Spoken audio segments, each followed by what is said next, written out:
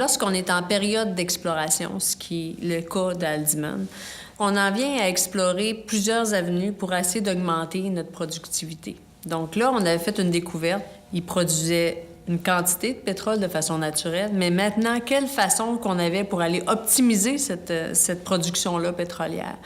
C'est sûr qu'on a déjà parlé de fracturation parce que c'est une technique qui est employée pour augmenter la production. On s'est dit, il y a certainement d'autres solutions pour ça. Après 2 ans de recherche, on en est venu à la conclusion qu'en prenant un forage horizontal, en l'orientant de façon à maximiser la rencontre avec le pétrole, c'est là qu'on viendrait à produire encore plus. On arrive avec un forage horizontal et on vient maximiser la rencontre avec les fractures naturelles de la roche où se situe le pétrole et de venir prendre tout ce pétrole-là. En faisant juste un forage, on diminue donc notre empreinte environnementale parce qu'avec un forage, on est capable d'aller chercher toute cette nappe-là.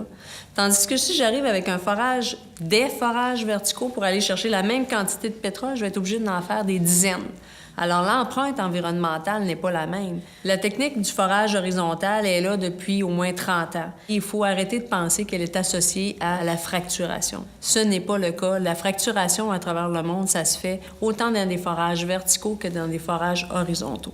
Haldimand numéro 4, on ne fera pas de fracturation. L'objectif d'utiliser un forage horizontal, c'est d'augmenter notre productivité puis de diminuer notre empreinte environnementale.